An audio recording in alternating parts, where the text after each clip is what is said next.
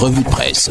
Bienvenue à la revue de presse spéciale sur Cap News 24 et ITFM Radio émettant depuis Garoua. Challenge Hebdo et le tri-hebdomadaire d'Icalo vous sont offerts par MBF Media Productions. Démarrons par Challenge Hebdo à la une, top départ à Yagua, 620 mètres ouverts à la circulation. Symbole de l'intégration sous-régionale, le pont sur le Logone a été inauguré hier par les premiers ministres du Cameroun et du Tchad. Des retombées socio-économiques très attendues aux pages 6 et 7 du journal le Challenge Hebdo. Poursuivons avec Challenge Hebdo, nom de baptême, c'est le palais de verre Paul Biya. Nous sommes donc à la page 2. Effectivement, avec cette infrastructure inaugurée il y a quelques jours. Pourvu en cassation, la Cour suprême tranchera sur le cas de 23 partisans de Maurice Kamto. Ce feuilleton judiciaire va-t-il enfin connaître son épilogue le 15 mai prochain? Eh bien, esquisse des réponses dans les colonnes du journal Challenge Hebdo. Poursuivons toujours avec ce journal, à la page 3, cette fois-ci, expulsion massive des Camerounais de Guinée équatoriale, tenue prochaine d'une consultation sur des questions consulaires. C'est dans le cadre de la recherche des solutions dans le respect de la souveraineté des deux pays, nous dit Challenge Hebdo.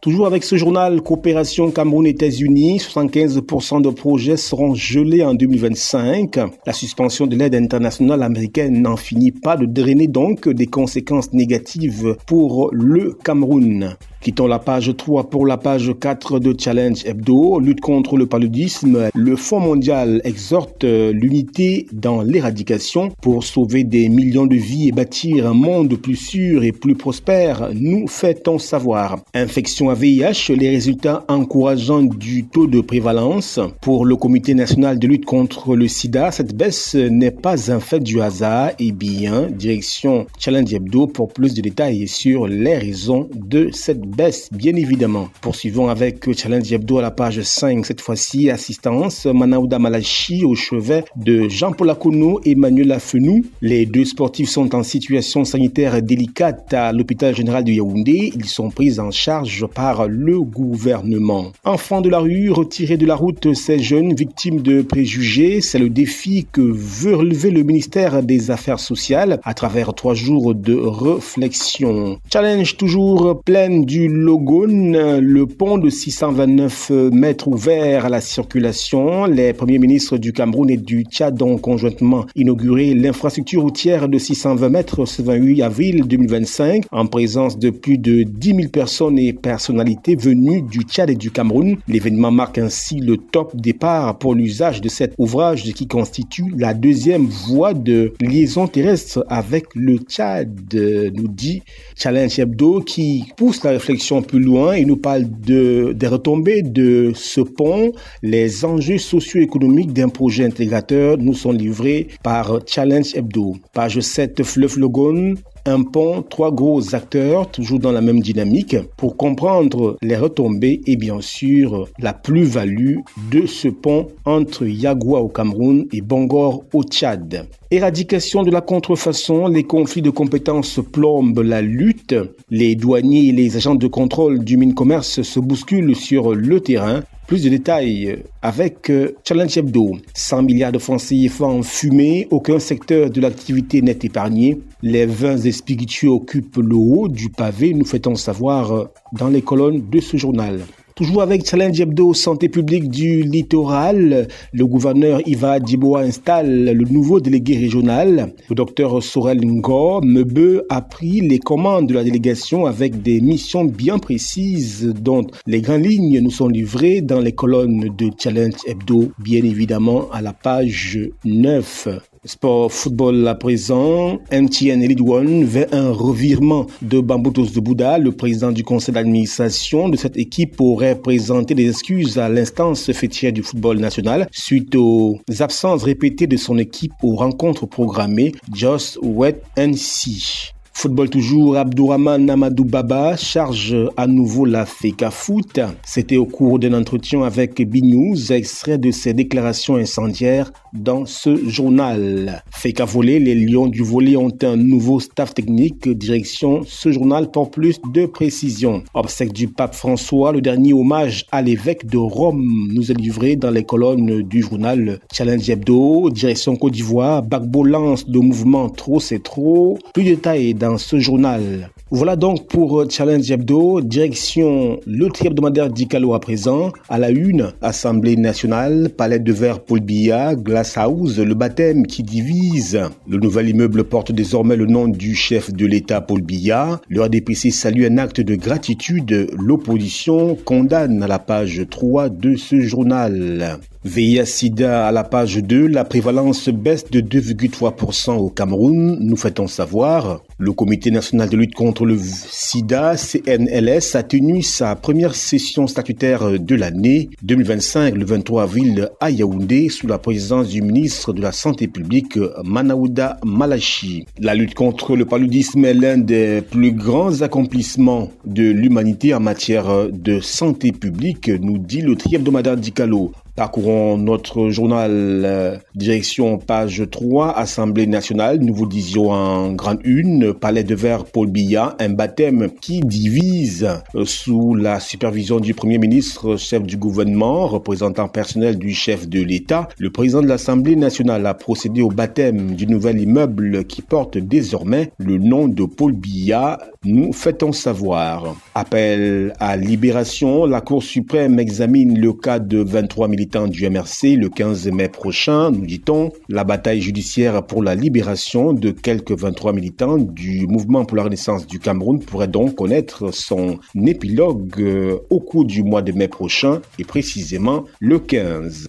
Expulsion brutale des Camerounais, nous sommes à la page 4 du tri-hebdomadaire d'Icalo. Bela Bela convoque l'ambassadeur de Guinée équatoriale. Le ministre des Relations extérieures, son excellence le jeune Bela Bela, convoque donc l'ambassadeur de Guinée équatoriale suite à l'expulsion des ressortissants camerounais dans l'après-midi du lundi 21 avril 2025, sans notification préalable à l'ambassade du Cameroun à Malabo ou au consulat général à Bata en Guinée équatoriale. Eh bien, il fallait y voir plus clair à travers justement cette convocation de l'ambassadeur de Guinée équatoriale au Cameroun par le ministre camerounais des Relations extérieures suite à l'expulsion brutale et désorganisée des Camerounais de ce pays. Toujours avec le tri-hebdomadaire d'Icalo, l'heure est aux préparatifs et à la reconnaissance. Yaoundé vibre au rythme des répétitions militaires alors que le Cameroun se prépare à célébrer sa 53e fête de l'unité le 20 mai 2025. En parallèle, le palais de l'unité a annoncé une augmentation significative du nombre de citoyens honorés pour leur contribution à la nation. Nous sommes toujours à la page 4 du tri-hebdomadaire d'Icalo. Poursuivons avec une autre information à la page 5.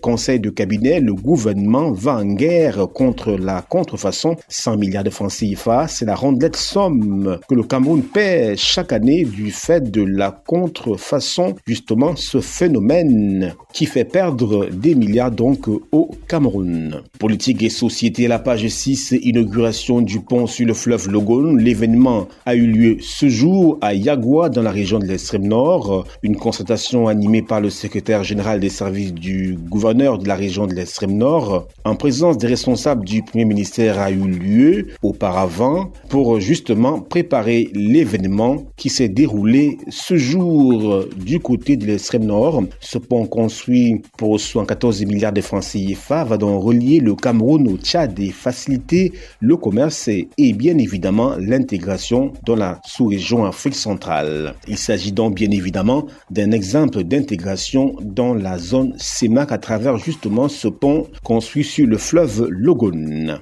Fête culturelle et traditionnelle du peuple Batanga, Maï 2025, 109 ans de tradition et d'héritage, nous fait-on savoir. Douala, lifestyle, la friperie, un rituel bien établi, loin d'être une simple alternative économique.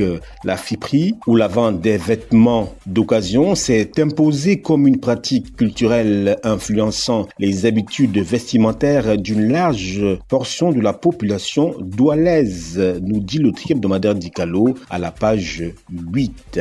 Continuons de feuilleter le tri hebdomadaire d'Icalo. Nous sommes donc à la page 9 avec le phénomène des enfants de la rue. 3 jours de réflexion organisés par le MINAS sur la question, notamment au profit de l'insertion socio-économique des enfants de la rue. C'est donc la problématique au cœur des travaux. En prélude de la 139e édition de la fête du travail, nous sommes toujours à la page 9. Le Fonds national de l'emploi présente ses opportunités.